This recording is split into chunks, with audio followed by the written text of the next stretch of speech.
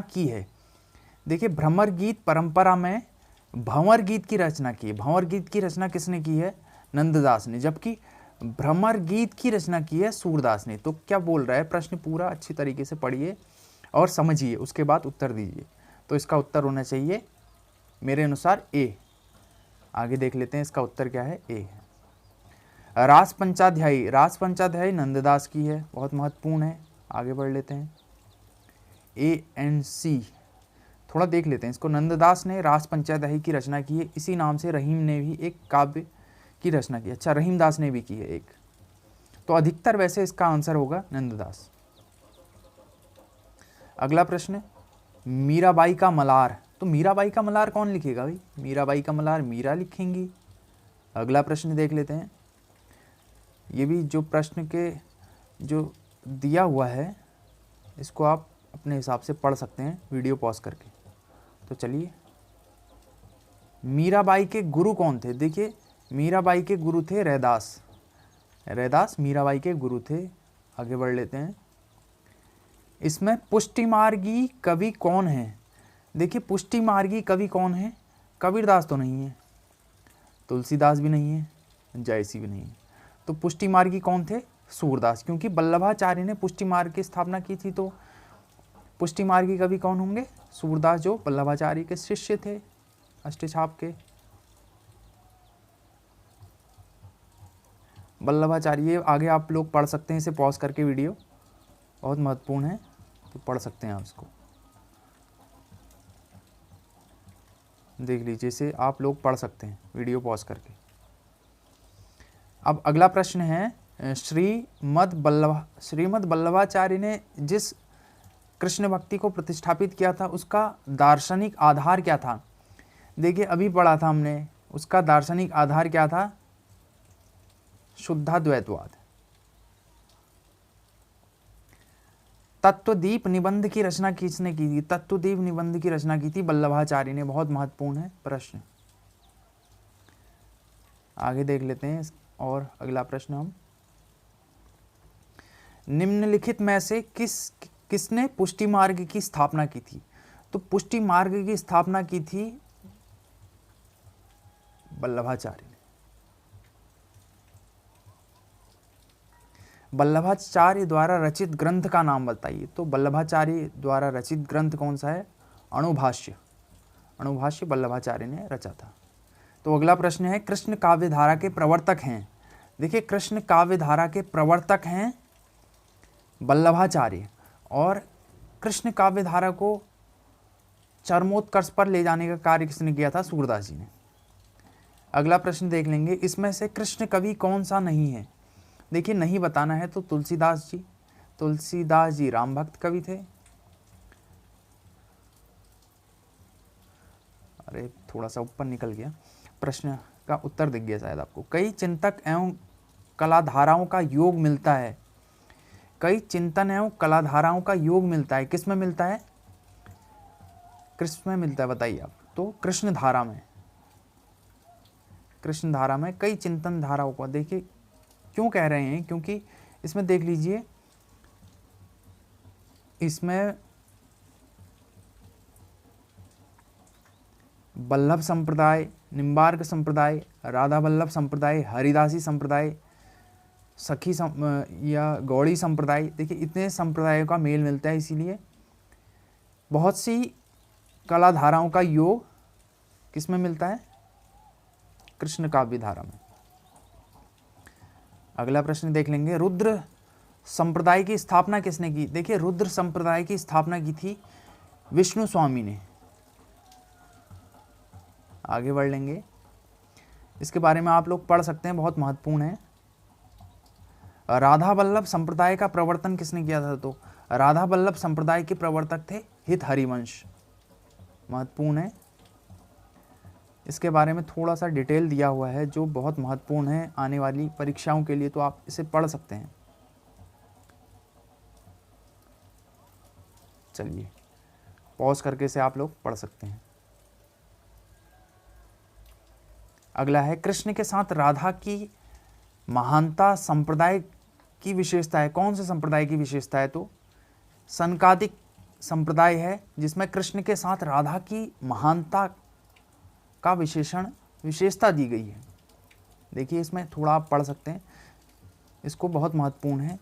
इसीलिए निम्बार्क संप्रदाय कृष्ण भक्ति से संबंध रखने वाले ब्रजमंडल का प्रमुख वैष्णव संप्रदाय है। इस संप्रदाय के आदि उपदेष्टा श्री हंस भगवान और उनके सनत सनकादिक को उपदेश मिला, इसीलिए इस संप्रदाय को सनकादिक संप्रदाय भी कहते हैं। किसको? निम्बार्क संप्रदाय को सनकादिक संप्रदाय भी कहते हैं। नारद मुनि ने इस उपदेश को ग्रहण कर इसे आचार्य निम्बार्क को दिया। इस संप्रदाय में ईश्वर को सगुण अवतारी श्री कृष्ण के रूप में स्वीकार किया जाता है। कृष्ण भक्ति में राधा कृष्ण का युगल स्वरूप, देखिए राधा कृष्ण का युगल स्वरूप स्वीकृत किया गया है इसमें। जैसे वाम भाग में वृषभानुजा राधा के साथ विराजमान श्री कृष्ण उपास्य हैं। कृष्ण लीला अवतारी हैं, अतः श्री तथा लक्ष्मी दोनों रूपों में वे कृष्ण के साथ प्रकट होती है। निम्बार्क संप्रदाय में राधा को स्वकीय रूप स्वीकार किया है। किसमें? निम्बार्क संप्रदाय में, जिसे सनकादिक संप्रदाय भी कहते हैं। तो बहुत महत्वपूर्ण है, निम्बार्क संप्रदाय को क्या कहते हैं और सनकादिक संप्रदाय भी।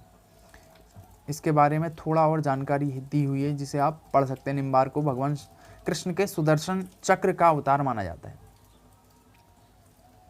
अगला प्रश्न देख लेते हैं हम, इसे आप पढ़ सकते हैं वीडियो पॉज करके।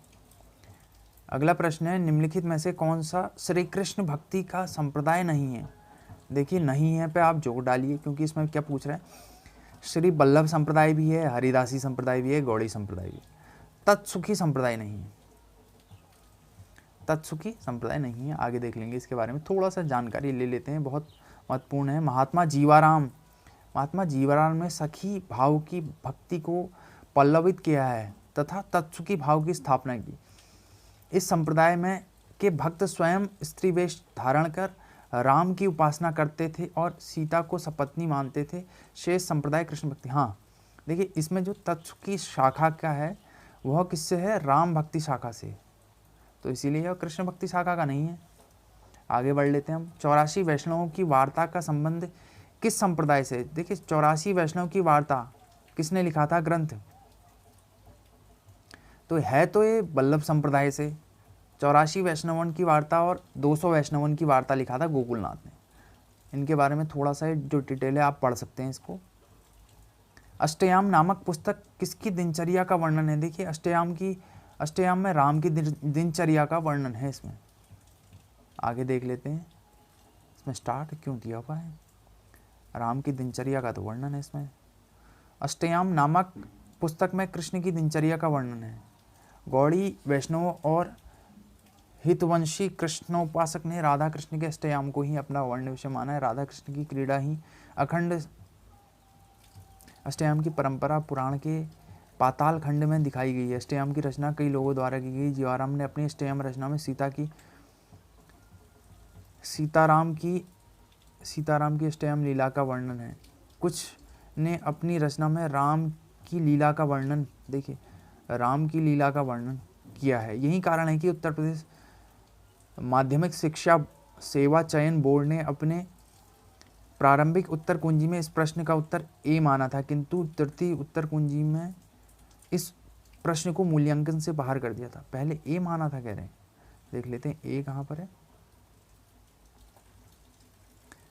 कृष्ण है अष्टयाम में तो राम की भक्ति का है। नाभादास ने जो लिखी थी उसमें राम भक्ति का वर्णन मिलता है, तो आप इसे देख सकते हैं।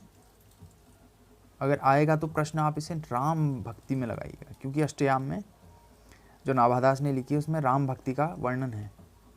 छीत स्वामी किस धारा के कवि हैं?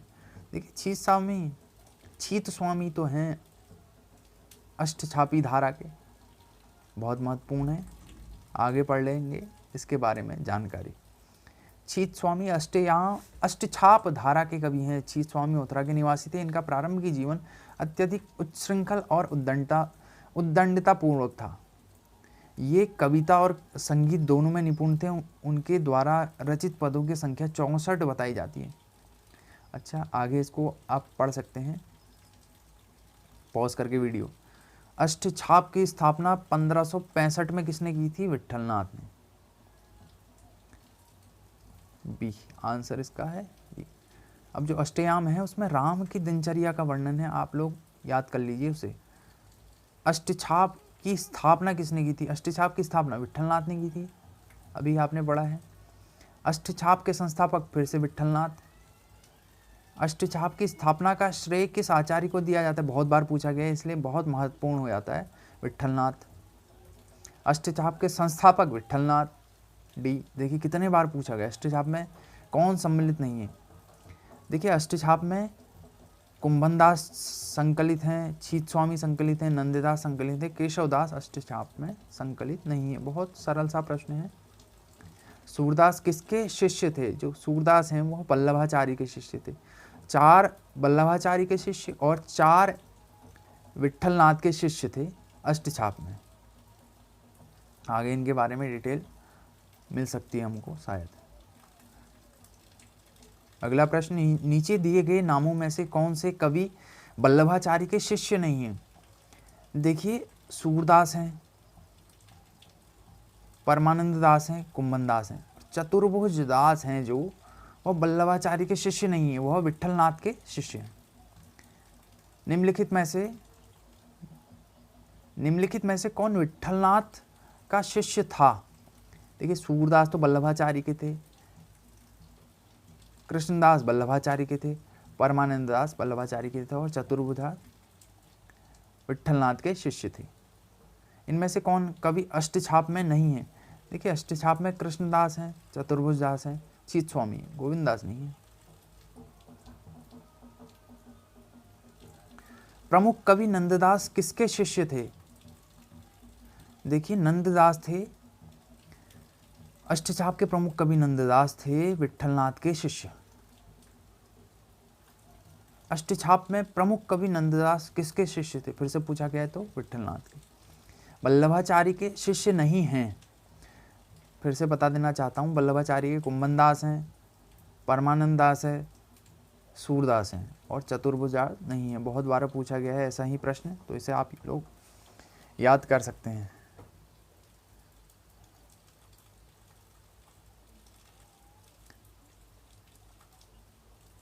निम्नलिखित में से अष्टछाप के कवि नहीं है, फिर से यही प्रश्न, अष्टछाप के कवि कौन नहीं है आप बताइए? सूरदास हैं, छीत स्वामी हैं, नंददास हैं और मलुकदास नहीं है। देखिए इसके बारे में थोड़ा सा आप वीडियो पॉज करके पढ़ सकते हैं। निम्नलिखित में से अष्टछाप के अंतर्गत न पढ़ने वाले कवि का नाम बताइए? फिर से सुंदरदास नहीं है, कुंभनदास है, नंददास है, परमानंद दास है। अष्टछाप का कवि नहीं है, फिर से इसमें लगाएंगे हम, नंददास हैं, छीत स्वामी हैं, परमानंद दास हैं, हरिव्यास देव नहीं है इसके कवि अष्टछाप के। आप इनके विषय में थोड़ा सा जानकारी यहाँ से ले सकते हैं, इसे वीडियो को पॉज करके। ये देखिए आगे, निम्नलिखित में से अष्टछाप का कवि नहीं है। देखिए कुंभन दास हैं, छीत स्वामी है, परमानंद दास है, स्वामी हरिदास नहीं है, हरिदासी संप्रदाय के थे। हरिदास संप्रदाय को अन्य किस नाम से जाना जाता? सखी संप्रदाय नाम से जाना जाता था हरिदास संप्रदाय को। आगे इसके बारे में थोड़ा डिटेल दी गई हो सकती है, शायद नहीं है, अच्छा कोई। कि जुगलमान चरित नामक ग्रंथ के लेखक का नाम बताइए? तो जुगलमान चरित है कृष्णदास की, बहुत महत्वपूर्ण है प्रश्न, याद कर लीजिए। जुगलमान चरित किसकी है? कृष्णदास की। इसको थोड़ा पढ़ सकते हैं आप लोग। सूरदास और नंददास के पश्चात कृष्णदास अष्टछाप कवियों में तीसरे स्थान पर आते हैं। देखिए तीसरे स्थान पर आते हैं नंददास। वल्लभाचार्य ने इन्हें पुष्टि मार्ग में दीक्षित किया था। इनके द्वारा 3 रचनाएं, भ्रमर गीत, प्रेम तत्व, जुगलमान चरित। भ्रमर गीत सूरदास ने भी लिखी है, जुगलमान चरित इनकी बहुत महत्वपूर्ण ग्रंथ माना जाता है, बहुत महत्वपूर्ण रचनाओं में से एक माना जाता है, इसीलिए इसको याद कर लीजिए आप। भ्रमर गीत प्रसंग का मूल स्रोत है। देखिए मूल स्रोत क्या है? श्रीमद् भागवत का 10वां स्कंद। भ्रमर गीत, हाँ भ्रमर गीत परंपरा का मूल स्रोत है श्रीमद् भागवत का 10वां स्कंद, तो इसे आप याद कर सकते हैं, बहुत महत्वपूर्ण है। देखिए इसको आप पढ़ सकते हैं क्योंकि ये वेरी वेरी इंपॉर्टेंट चीज़ है। देखिए इसको पॉज करके आप लोग पढ़ सकते हैं। खेट कौतुकम किसकी रचना है? खेट कौतुकम बहुत महत्वपूर्ण रचना है, इसीलिए याद कर लीजिए। खेट कौतुकम है रहीम की रचना। इसके बारे में आप थोड़ा सा डिटेल पढ़ सकते हैं इसको। बरवै नाई का भेद, देखिए बरवै नाई का भेद ये भी रहीम की है, महत्वपूर्ण है, इसको आप लोग पढ़ सकते हैं। रहीमकृत मदनाष्टक की भाषा, देखिए जो मदनाष्टक है वो खड़ी बोली में रचित है।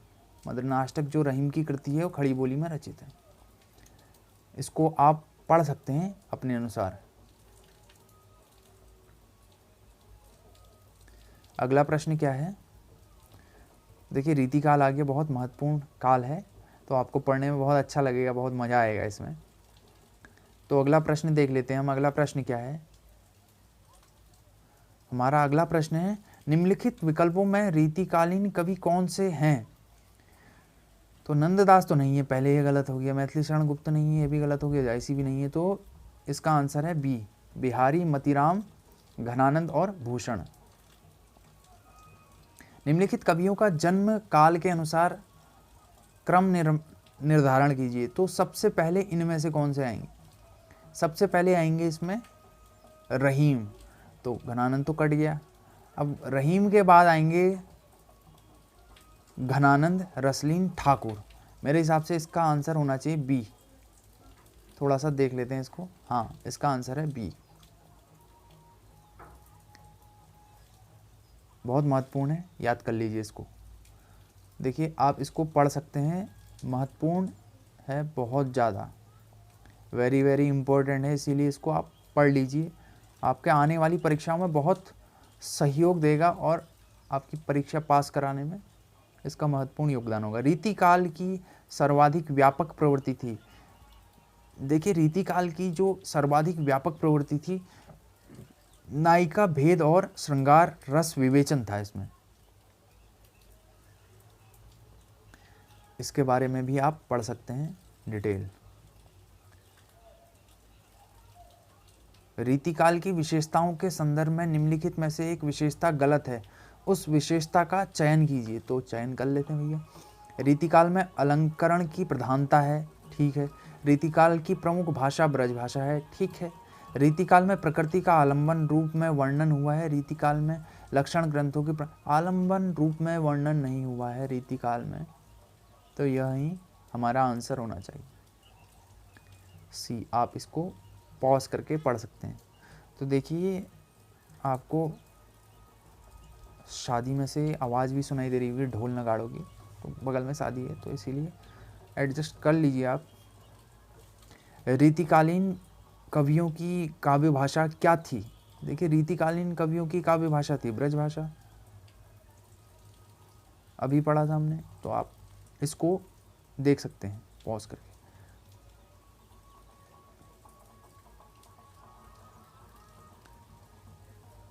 देखिए अगला प्रश्न है रीतियुगीन कवियों का प्रिय छंद कौन सा था? दोहा तो था, चौपाई भी था, मगर उनका प्रमुख छंद था सर्वाधिक प्रिय छंद था सवैया। इसका आंसर हो जाएगा ए। इसको आप पढ़ना जरूर, बहुत महत्वपूर्ण है। आचार्य रामचंद्र शुक्ल ने रीतिकाल का प्रवर्तक आचार्य किसे माना है? तो आचार्य रामचंद्र शुक्ल ने तो माना है चिंतामणि को, महत्वपूर्ण है, बहुत बार आता है परीक्षाओं में। इसको आप पॉज करके, वीडियो पॉज करके ज़रूर पढ़िएगा, जिससे आपके ज्ञान में वृद्धि होगी। हिंदी रीति ग्रंथों की परंपरा चिंतामणि त्रिपाठी से चली, अतः रीतिकाल का आरंभ उन्हीं से मानना चाहिए। तो ऐसा कौन कह सकता है? रामचंद्र शुक्ल कह सकते हैं, उन्होंने ही रीतिकाल का प्रवर्तक का भी माना है। इसे पढ़ सकते हैं आप, बहुत महत्वपूर्ण डिटेल दी गई है, इसके बारे में डिस्क्राइब किया गया है बहुत अच्छे तरीके से। प्रश्न देखिए, प्रश्न क्या कह रहा है? रीतिकाल का समय। देखिए रीतिकाल का समय था 1700 से 1900 विक्रमी संवत, तो इसका बी आंसर होगा। इसको भी आप पॉज करके वीडियो पढ़ सकते हैं। आचार्य रामचंद्र शुक्ल ने उत्तर मध्यकाल को, देखिए उत्तर मध्यकाल को उन्होंने कहा है रीतिकाल। श्रृंगार काल किसने कहा है? तो श्रृंगार काल का है विश्वनाथ प्रसाद मिश्र ने रीतिकाल को। इसके बारे में आप लोग देख सकते हैं, बहुत महत्वपूर्ण है। हिंदी साहित्य में रीतिकाल को श्रृंगार काल विश्वनाथ प्रसाद मिश्र, सी है इसका आंसर। बहुत बार पूछा गया है, सरल प्रश्न है मगर बहुत बार पूछा गया है। रीतिकाल को कलाकाल, देखिए रीतिकाल को कलाकाल कहा है रमाशंकर शुक्ल रसाल ने। रीतिकाल को अलंकृत काल कहा है मिश्र बंधु ने, अलंकृत काल कहा है, जबकि विश्वनाथ प्रसाद मिश्र ने इसे श्रृंगार काल का। अलंकृत काल मिश्र बंधुओं ने कहा है, ए है इसका आंसर। अलंकृत काल देखिए मिश्र बंधुओं ने कहा है, बहुत महत्वपूर्ण है। इसमें से किसने आदिकाल को जय काल का है? देखिए जय काल का है रमाशंकर शुक्ल रसाल ने। कलाकाल और जय काल दोनों रमाशंकर शुक्ल रसाल ने कहा है। अब रीतिबद्ध आ जाता है। देखिए रीति काल में रीति सिद्ध, रीतिबद्ध और रीति मुक्त आते हैं। तो इसमें हम रीतिबद्ध देख लेंगे क्या है। किस रचना को छंदों का अजायब घर कहा जाता है? तो रामचंद्रिका है। रामचंद्रिका को छंदों का अजायब घर कहा जाता है। इसके बारे में थोड़ा सा डिटेल है जो आप उसे पढ़ जरूर लीजिएगा, इसे जरूर पढ़ना जरूर इसको, क्योंकि बहुत महत्वपूर्ण है।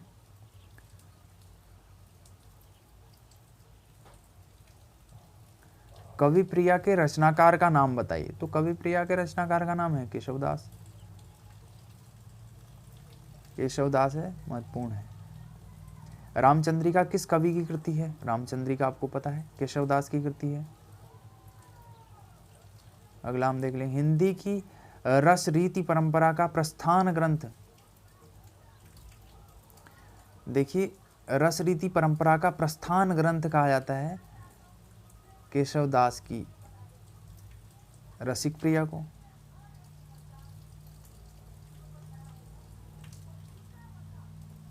आगे अगला प्रश्न देख लीजिए, विज्ञान गीता के लेखक हैं, बहुत महत्वपूर्ण है। विज्ञान गीता के लेखक हैं केशवदास। विज्ञान गीता की रचना किसने की थी? केशवदास ने। विज्ञान गीता की कृति केशवदास, देखिए कितने बार पूछा गया। जहांगीर जस चंद्रिका, बहुत महत्वपूर्ण है। जहांगीर जस चंद्रिका भी पूछा जाता है आचार्य केशवदास द्वारा। इसमें से कौन सा ग्रंथ केशवदास का नहीं है? नहीं है पूछ रहा है ना। रामचंद्रिका, कवि प्रिया, विज्ञान गीता। भाषा भूषण, भाषा भूषण किसकी है? जसवंत सिंह की। इसको पॉज करके आप लोग देख सकते हैं वीडियो। भाषा बोले न जाइए जिनके कुल के दास, यह कथन बहुत महत्वपूर्ण है। केशवदास ने कहा है कि भाषा बोल न जाइए जिनके कुल के दास। अगला प्रश्न देख लेंगे, बहुत महत्वपूर्ण है जो। अच्छा ये आगे थोड़ा दिया गया है, इसकी डिटेल जो आपको पढ़ना जरूर है।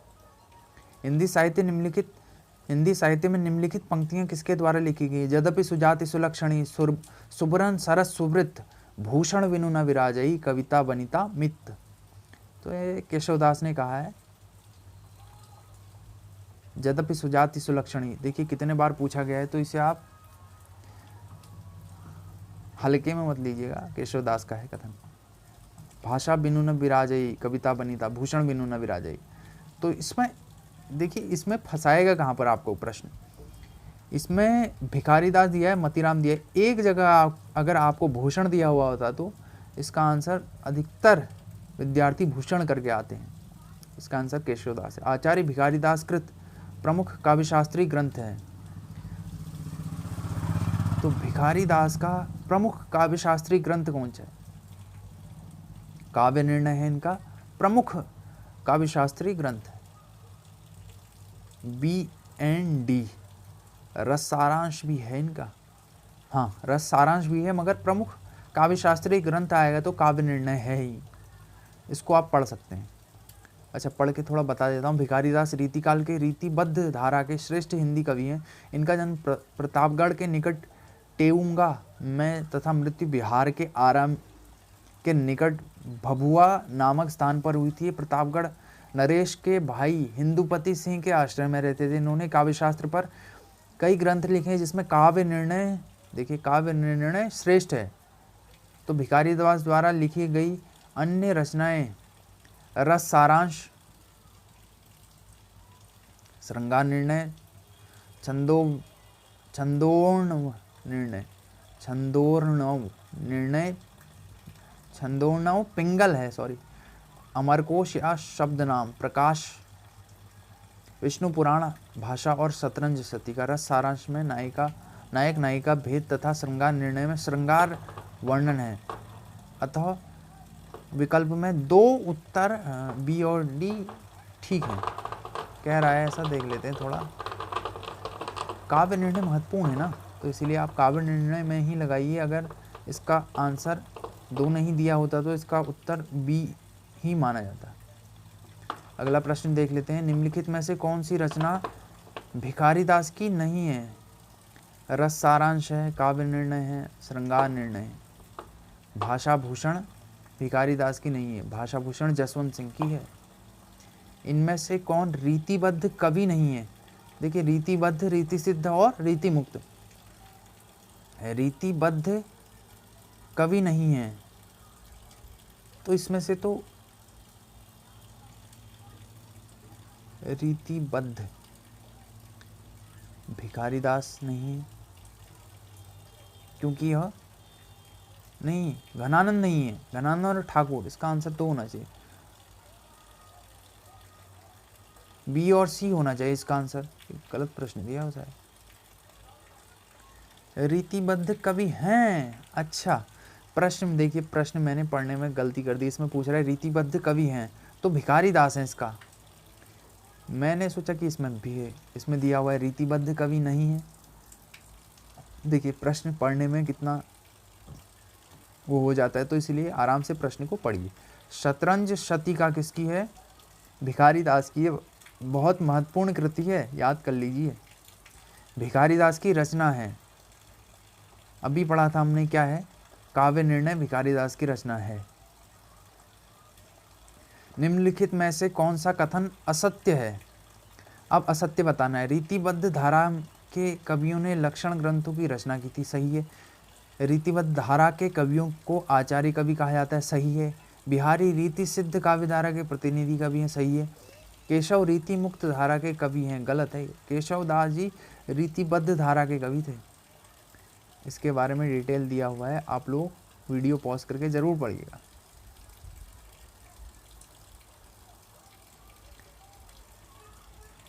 भूषण को भूषण की उपाधि बहुत महत्वपूर्ण है। सोलंकी राजा रुद्र ने दिया था भूषण को भूषण की उपाधि। इसके बारे में डिटेल दी हुई है, आप लोग जरूर पढ़िएगा इसको। शिवराज भूषण के रचना किस कवि ने की है? शिवराज भूषण की रचना की है भूषण ने।